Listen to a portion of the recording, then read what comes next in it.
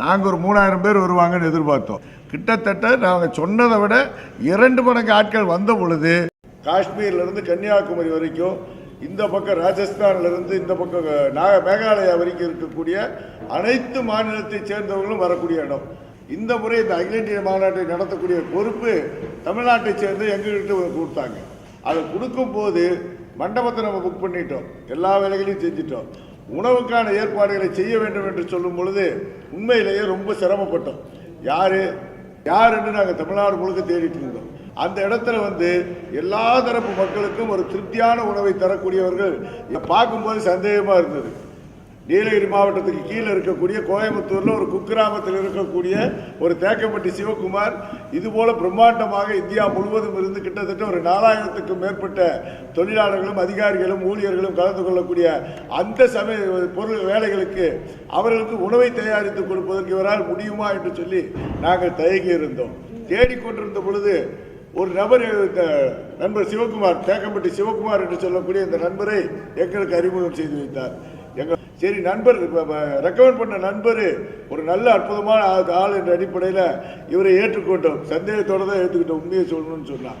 ஆனால் இப்போ நாங்கள் இந்த 4 நாளைக்கு பின்னாடி எங்களுக்கு அகில இந்திய முழுவதும் இருந்து கிடைத்திருக்கக்கூடிய விஷயம் என்னன்னு சொன்னால், இது போன்ற உணவை நாங்கள் வாழ்நாளில் சுவைத்ததே கிடையாது.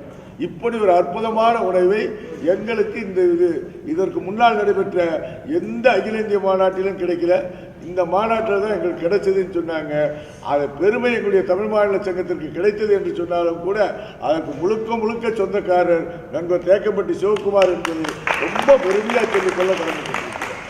சொல்லக்கூடிய வார்த்தை, அந்த சிரித்த முகத்தோடு எந்த சவாலையும் என்னால் சந்திக்க முடியும் என்று சொல்லக்கூடிய தெம்போடு தைரியத்தோடு உறுதியாக சிரித்த முகத்தோட, ஒன்றும் பிரச்சனை இல்லை சார், நான் செஞ்சிடறேன் சார், நீங்கள் சொல்லுங்கள் சார்ன்னு சொல்லி கேட்டு பரிமாறக்கூடிய வினம் என்பது தமிழன் எப்போதும் உபசரிப்புக்கு பேர் போனவன் என்பதை நிரூபிக்கக்கூடிய வகையில் நண்பர் சிவகுமார் செயல்பட்டார்கள். உண்மையிலே பாராட்ட வேண்டிய விஷயம். நண்பர் சிவகுமாரோ அவருடைய சமையல் கலைஞர்களோ அற்புதமான பணியை செஞ்சு வந்திருக்கவங்களுக்கு எந்த விதமான சிரமம் இல்லை. எங்களுக்கு ஒரு நல்ல பேரை வாங்கி கொடுத்துருக்காருன்னு தான் நான் சொல்ல விரும்புகிறேன். நண்பர் தேக்கப்பட்டி சிவகுமார் இப்போ எனக்கு அவர் நண்பர் ஆகிட்டார். இந்த ஒரு 4 நாட்களில் அவங்க விதவிதமான உணவுகளை சமைச்சு கொடுத்தாங்க. ஆனால் ஒரு 5000 பேருக்கு காலையில் ஆகட்டும், மத்தியானம் ஆகட்டும், அல்லது இரவாகட்டும், ஒரு 10 டிஷ்ஷு 12 டிஷ்ஷு என்று அதாவது திளைக்க கொடுத்தாங்க. வட மாநிலத்திலேருந்து வர்றாங்க, பசிக்குதுன்னு சொல்கிறாங்க. நாங்கள் எப்படிங்க உணவு கொடுக்காமல் இருக்க முடியும்னு உண்மையில் அதுக்கு ஒரு தாய் உள்ளம் வேண்டும். அது அவர்கிட்ட இருந்துச்சு. தாய் உள்ளத்தோடு எல்லாருக்கும் அது செயல் பண்ணதை நாங்கள்லாம் ரொம்ப பெருமையாக ரொம்ப சந்தோஷமாக அவரை நினைக்கிறோம். அவர்கிட்ட ஒரு பெரிய டீம் இருக்குது. நாங்கள் பார்க்கும்போது அவரை நான் ஒரு 15 நாட்களுக்கு முன்னாடி சென்னையில் வச்சு பார்த்தேன். அப்போ அவர்கிட்ட கேட்டோம், நீங்கள் சர்விங் எப்படிங்கன்னு கேட்டேன். எப்படின்னு சொன்னார், அதெல்லாம் நீங்கள் மறந்துடுங்க சார், நாங்கள் அத்தனை பேருக்கும் கவுண்டர் போடுவோம். இந்த 5 நாட்களும் அவர்கிட்ட இருந்த டீம் இரவு பகல் பாராமல் உழைத்தார்கள். சின்ன கம்ப்ளைண்ட்ஸ் நாங்கள் சொன்னால் கூட அந்த டீம் அதை நிவர்த்தி செய்தது. தேக்கப்பட்டி சிவகுமாருக்கு இருக்கக்கூடிய பலம் ஒன்று, அவர் நலபாகம் மாதிரி அவருக்கு கையில் ஒரு திறமை இருக்கிறது. அந்த உணவில் ஒரு சுவையை அவரால் கொண்டு வர முடிகிறது. 2வது, அவர்கிட்ட அற்புதமான பணியாளர்கள். அவர் அவரோட குடும்பத்தில் ஒருத்தராக இருந்து அந்த வேலையை உள்ளன்போடு செய்கிறதுனால தான் இவ்வளவு சிறப்பாக செய்ய முடிஞ்சிருக்கு. நான் கேள்விப்படாத உணவுகள், இளநீர் இட்லின்னு ஒன்று கொடுத்தாங்க. எனக்கு தெரியாது இளநீர் இட்லின்னா, இட்லியில் போய் இளநீர் என்ன பண்ணுவாங்கன்னு நினச்சேன். அந்த இட்லியே வித்தியாசமாக இருந்துச்சு. தமிழர்களுக்கு சமைக்கிறது வேறு மாதிரி சமைக்கணும், உத்தரப்பிரதேச மாநிலத்திற்கு வேறு மாதிரி சமைக்கணும். 2 பேரையும் ஒரே இடத்துல வச்சு சமாளிக்கிறது பெரிய கஷ்டம். அந்த பணியை அவர் சிறப்பாக செஞ்சார். எங்ககிட்ட எல்லாரும் சொன்னாங்க, ரொட்டி வேணும்னு கேட்டாங்க. இவர் போட்ட ரொட்டியில் எல்லாரும் எங்ககிட்ட நன்றி சொல்லிட்டு போயிட்டாங்க. ரொம்ப அற்புதமான ரொட்டி என்று சொன்னாங்க. ஆகவே இது எங்களுக்கு ஒரு நல்ல அனுபவம். அவர் அவர்கிட்ட நாங்கள் விசிட்டிங் கார்டு கேட்டு வாங்கியிருக்கிறோம். எங்கள் குடும்ப நிகழ்ச்சிகளிலோ அல்லது எங்கள் நண்பரின் குடும்ப நிகழ்ச்சிகளிலோ எங்கள் மாநாடுகளிலோ இனிமேல் தேக்கப்பட்டி சிவகுமார் தான் இருப்பார்.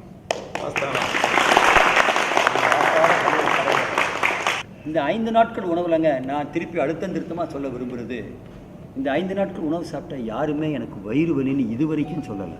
அது காரணம் என்னென்னா, ரொம்ப ஹைஜீனிக்கான சமையல் முறையை அவர்கள் கையாளுகிறார்கள். ஏதாவது ஒரு மாஸ்கேலில் சமையல் பண்ணும் பொழுது நிச்சயமாக உணவில் சாப்பிட்றவங்களுக்கு வயிற்றுப்போக்கு ஏற்படும், வயிறு வலி வரும். என்ன செய்கிறதில்ல நீங்கன்னு கேட்டேன். அப்போ அவர் சொன்னார், நான் எந்த விதமான ரசாயன பொருட்களையும் சேர்க்கறதில்லை.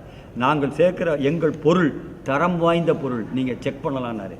எங்களுக்கு ஜம்மு காஷ்மீர்லேருந்து கன்னியாகுமரி வரை வந்திருக்கக்கூடிய தோழர்கள் எல்லாம் நல்ல உடல் ஆரோக்கியத்தோடு திரும்பி போயிருக்கிறாங்கன்னா இவர்கள் உணவு வழங்குவதில் இவர்கள் கடைப்பிடித்த கொள்கையும் அது ரசாயன பொருட்கள் கலக்காமல் இருந்தது தான் அடிப்படையான காரணங்கிறது எங்களால் தெரிஞ்சுக்க முடிகிறது. அவருக்கு நான் மனதார வாழ்த்து சொல்ல கடமைப்பட்டிருக்கேன்.